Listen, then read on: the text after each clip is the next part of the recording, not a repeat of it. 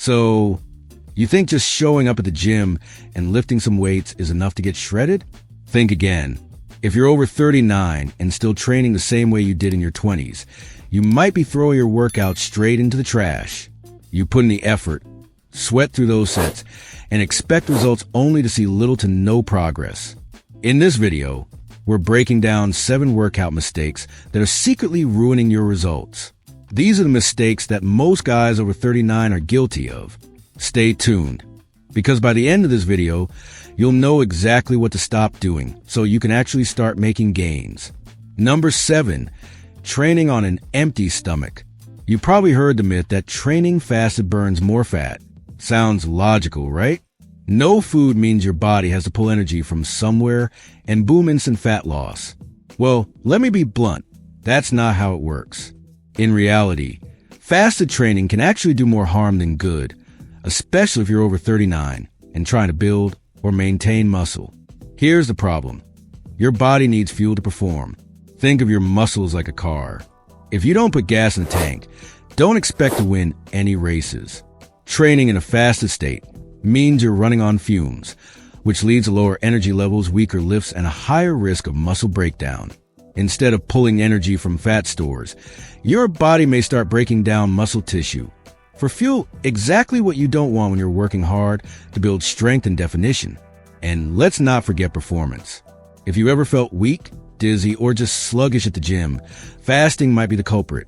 Your muscles rely on glycogen-stored carbohydrates for fuel, and when you don't have enough in the tank, your body compensates by slowing everything down: your strength, endurance, and ability to push through tough sets. But what about intermittent fasting? You might ask.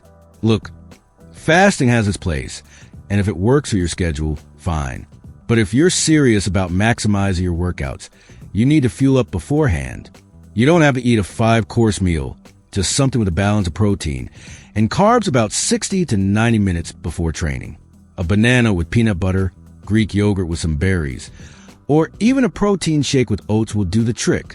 Number 6, lifting more weight than you can control. Let's be honest, ego lifting is a disease that plagues most gyms. We've all seen the guy who loads up the bar with way more weight than he can handle, only to perform half reps with terrible form, grunting loud enough to let the entire building know how strong he is. Here's the truth. Lifting more weight than you can control doesn't make you stronger, it makes you a future injury statistic. If you're sacrificing form for a heavier weight, you're not building muscle, you're just begging for joint pain and muscle tears.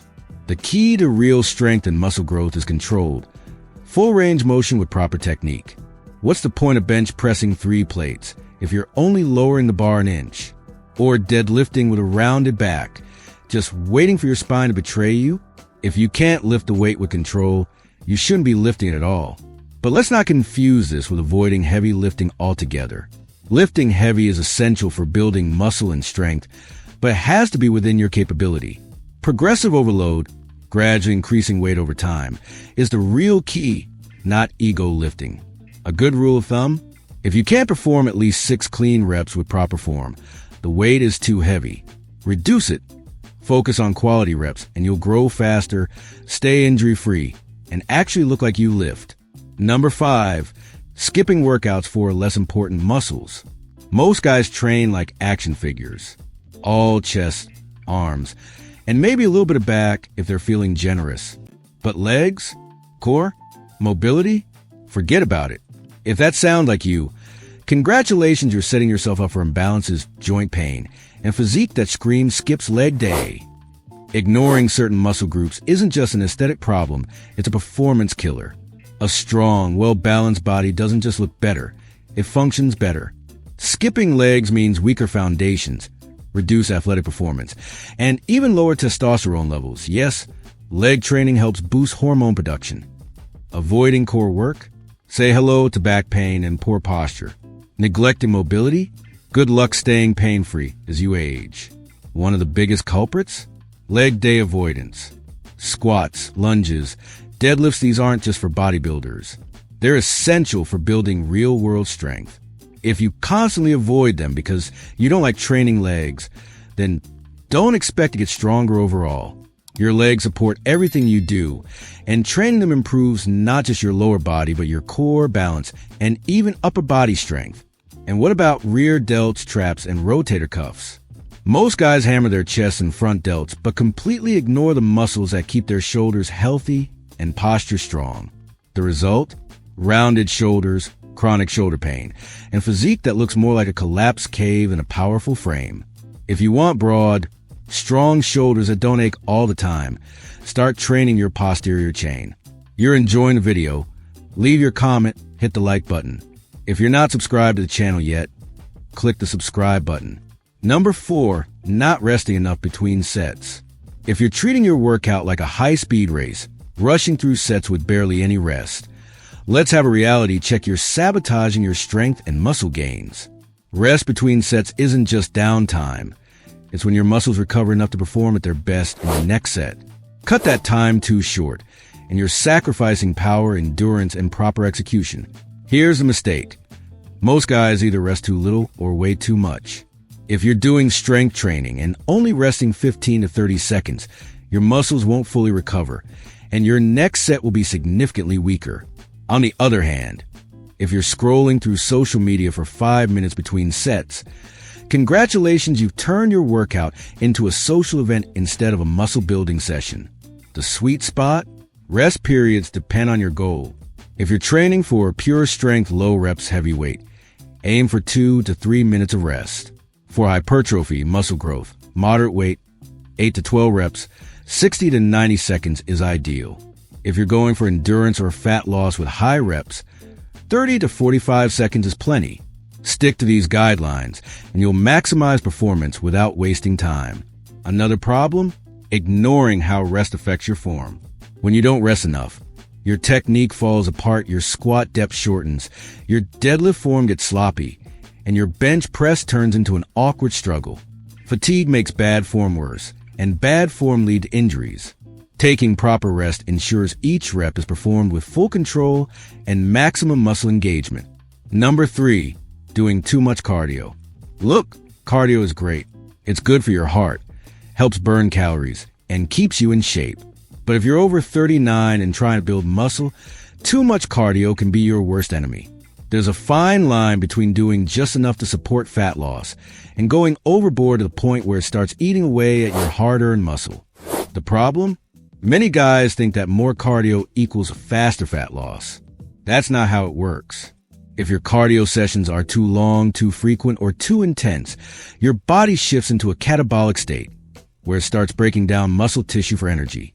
That's the exact opposite of what you want if you're trying to stay strong, lean, and muscular. Doing excessive cardio on top of weight training can lead to elevated cortisol levels. Cortisol is a stress hormone that, when too high for too long, promotes fat storage and muscle breakdown. Ever wonder why some guys do tons of cardio but still look soft instead of lean? It's because they're burning through muscle instead of preserving it. So, how much cardio is too much? It depends on your goals. If you're lifting weights and trying to maintain or build muscle, 3 to 4 moderate intensity cardio sessions of 20 to 30 minutes per week is plenty. Think incline walking, cycling, or rowing, things that keep your heart rate up without draining your strength. If you're running marathons or doing long-duration, high-intensity cardio daily, you're probably sacrificing muscle in the process. Number 2, not drinking enough water during your workout. You might not realize it, but dehydration is one of the fastest ways to kill your workout performance. If you're not drinking enough water before and during your session, you're setting yourself up for fatigue, muscle cramps, weaker lifts, and slower recovery. Hydration isn't just about quenching thirst, it's about fueling your muscles, keeping your joints lubricated, and maintaining peak performance. Think about it. Your muscles are roughly 75% water. When you're dehydrated, your muscles literally shrink, making them less efficient at contracting and producing force. That means less strength, less endurance, and ultimately, fewer gains. If you've ever wondered why some days your lifts feel like you're carrying a mountain on your back, dehydration could be the culprit. And let's talk about electrolytes, the minerals that keep your muscles firing properly. Sweating depletes sodium, potassium, and magnesium, all of which are critical for muscle function. If you're not replacing them, you're inviting muscle cramps and decreased workout efficiency. That's why simply chugging a gallon of water without replenishing electrolytes won't cut it. A pinch of sea salt or an electrolyte supplement can help maintain balance and keep your muscles performing at their best. Another big mistake: waiting until you're thirsty to drink. By the time you feel thirst, you're already dehydrated. Instead of reacting to dehydration, prevent it. Start your workout well hydrated and sip water consistently throughout your session. The goal is small, frequent sips, not chugging an entire bottle at once, which can cause bloating and discomfort. Number 1, doing too many sets and reps overtraining. There's a common belief that more is always better, but when it comes to training, that's a one-way ticket to exhaustion, poor recovery, and zero gains. If you think doing endless sets and reps will fast-track your muscle growth, think again. Overtraining doesn't build muscle. It breaks it down. Your muscles don't grow while you're training. They grow when you rest and recover.